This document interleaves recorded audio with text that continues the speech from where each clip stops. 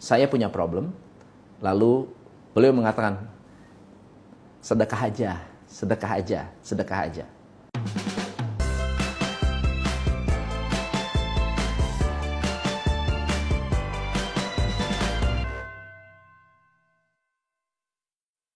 Hai, saya Tommy MC Ifle, founder Top Coach Indonesia. Hari ini kita akan membahas mengenai hubungan antara bisnis dengan sedekah. By the way, ini bukan channel agama, jadi saya ingin selogik mungkin, senetral mungkin. Ilmu ini saya dapat dari mentor saya. Pada saat saya hampir berhenti, saya hampir melakukan apa yang disebut menyerah. Saya mengenal seseorang di Bogor yang hari ini sudah tidak ada, yang selalu mengingatkan saya untuk berbagi, yang selalu mengingatkan saya pentingnya sedekah. Beliau adalah salah satu pengusaha yang sukses. Beliau adalah orang yang dipercaya oleh almarhum Bung Karno, yang juga memiliki kekayaan yang cukup luar biasa. Keluarganya adalah keluarga yang kaya.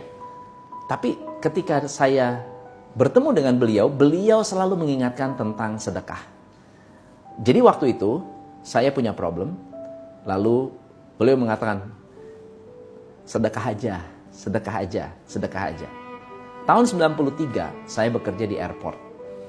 Lalu kemudian pernah suatu hari ini malam-malam, jadi dari Bogor saya mau naik bus pergi ke Cengkareng, tidak ada bus, nggak ada bus, oke? Intinya kalau saya bisa nyampe Jakarta aja, sampai Jakarta pasti bisa banyak banyak transport untuk pergi ke Cengkareng, ke airport. Jam 9 posisinya, lalu kemudian saya ada di terminal bus Bogor. Bus kosong, yang ke Kampung Rambutan pun nggak ada. Entah kenapa.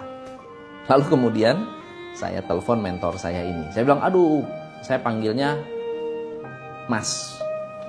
Mas, saya lagi ada di Jakarta. Saya lagi ada di Terminal Bogor. Ada teman atau ada siapa nggak yang bisa bantu saya mau pergi ke Jakarta? Dia bilang, waduh, kalau jam segini udah nggak bisa. Dia bilang, udah nggak ada. Karena beliau punya supir udah pulang. Lalu kemudian saya tanya, waduh gimana ya? Dia tanya gini, kamu punya uang berapa? Di kantong, di dompet ada duit berapa? Saya ada 200.000. Dia bilang, sedekahin aja. Saya bilang, gak ada hubungan apa sih? Saya mau pergi ke airport, saya mau berangkat ke airport, gak ada bus. Waktu itu Damri gak begitu populer. Saya gak ada bus, dan suruh sedekahin. Ah, udah nurut aja. Saya sedekahin. Ini true story, tapi nggak 100%. Saya sedekahin 100.000. Waktu itu 100.000 besar sekali. Jadi dia bilang ini, udah lu cari orang buta, cari anak terlantar, carilah, pecah-pecah tuh duitnya, sedekahin aja. Saya bilang ini bener-bener nggak masuk akal. Lalu kemudian saya ikutin lah, iseng-iseng. Namanya anak muda, waktu itu masih muda banget. Saya ikutin. Terus saya duduk di terminal, saya diem. Setengah jam, 45 menit, nggak ada kabar. Jam 10, ada anak kecil datang ke saya. Om mau kemana om? Saya bilang, saya mau ke Jakarta.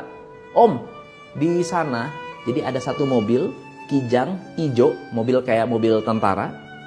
Lalu dia bilang, om, di sana ada om-om mau pergi ke Pasar Senen, nggak punya ide, nggak tahu jalan.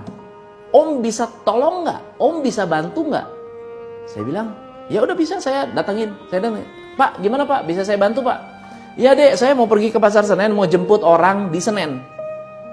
Bisa nggak tolongin saya? Ada nggak yang tahu jalan?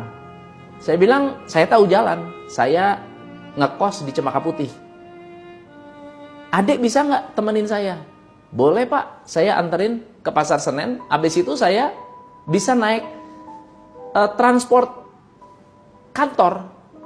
yang janjian di pasar Senen. Dan yang menarik adalah, itu adalah sebuah coincidence, kebetulan, yang mungkin hanya dalam waktu 45 menit sudah ada hasil. Bukan berarti kita harus sedekah lalu minta dapat hasil, tetapi apakah itu ada hubungan dengan sedekah atau tidak, saya bahas dengan si Mas ini nih. Udah tua umurnya, waktu itu umurnya udah hampir 70 tahun, tapi maunya dipanggilnya Mas.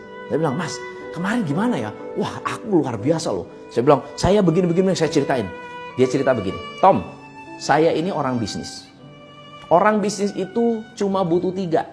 Kamu mau bisnis sukses, kebutuhan kita cuma 3. Nomor 1, ketenangan. Nomor 2, dukungan. Nomor 3, keajaiban. Kamu dapat 3, bisnismu sukses." Saya bilang, masuk akal sih. Ketenangan maksudnya apa? Ketenangan pikiran, ketenangan hati, ketenangan waktu tidur. Pokoknya tenang lah. Tidur tenang, itu udah luar biasa. Ya, kita bekerja dengan tenang, luar biasa. Berpikir dengan tenang, itu luar biasa.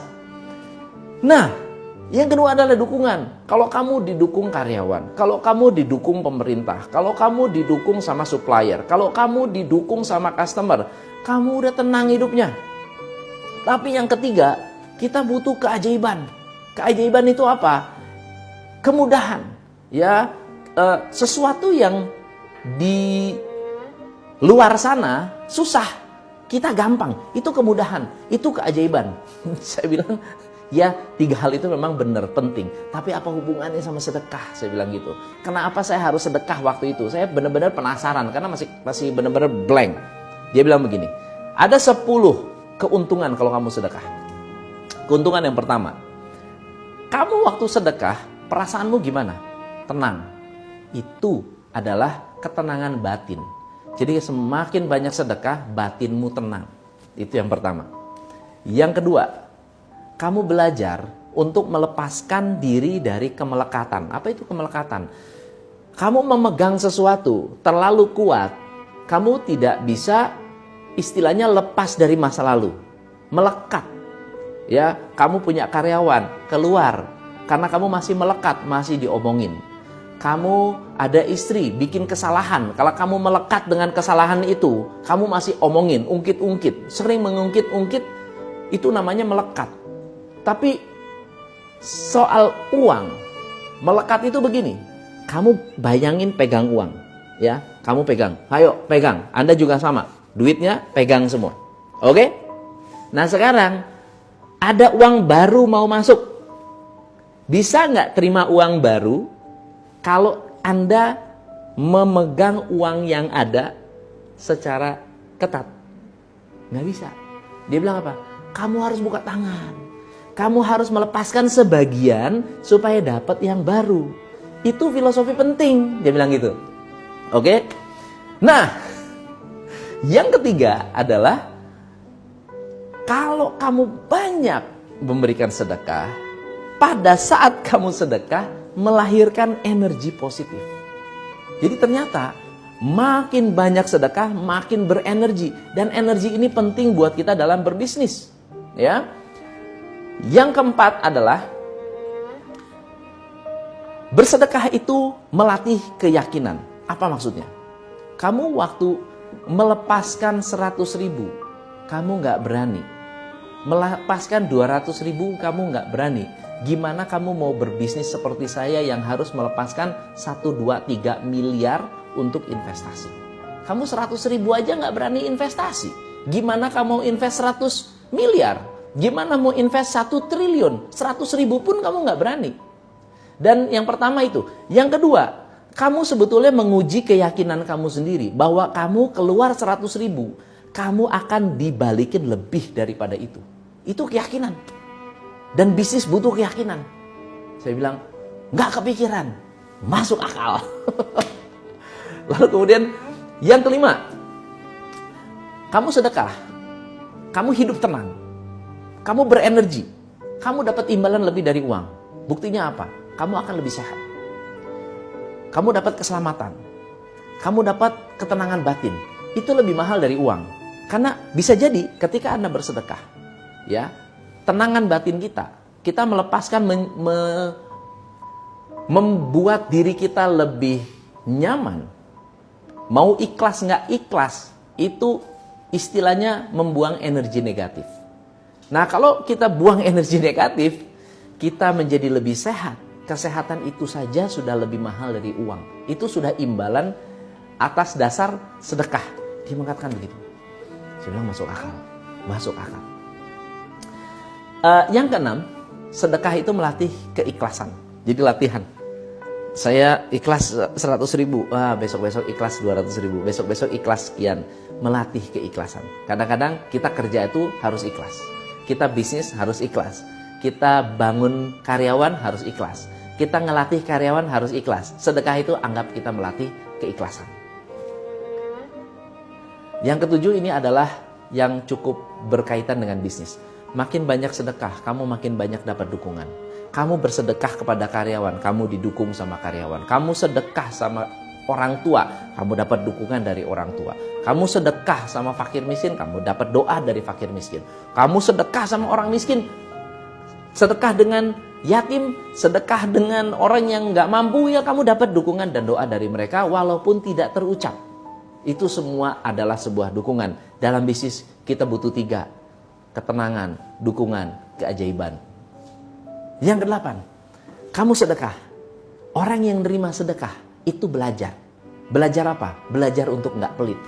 Kamu sedekah mengajarkan orang untuk tidak pelit. Dan yang menarik, kamu lihat semua orang kaya. Orang-orang kaya di luar sana, orang kaya di dunia, mereka adalah orang-orang yang rajin sedekah. Itu bukan kebetulan. Kenapa? Karena mereka tahu rahasia-rahasianya. Yang ke-9, dia bilang begini, sering sedekah, sering dapat kejutan. Kalau kamu mau dapat kejutan, sering-sering mengejutkan orang. Saya bilang gimana caranya? Kalau kamu parkir bayar berapa? 2.000, kasih 20.000. Yang parkir dapat kejutan, suatu hari kamu juga sering-sering dapat kejutan. Kalau kamu bisa kasih 50.000, kasih 50.000. Nggak ada salahnya memberikan orang sebuah kejutan positif. Ya, shock very very happy. Ya, shock very very happy. Itu bagus banget. Nggak apa-apa. Ini yang ke-10 ini yang paling saya suka. Dia bilang, kalau kamu sedekah, kamu nggak pernah miskin. Kenapa? Nggak punya uang pun kamu sedekah, kamu lebih kaya daripada orang yang pelit. Kamu lebih kaya dari orang yang nggak bersedekah. Saya bilang, masuk akal. Dan semua hal ini sebetulnya adalah keajaiban.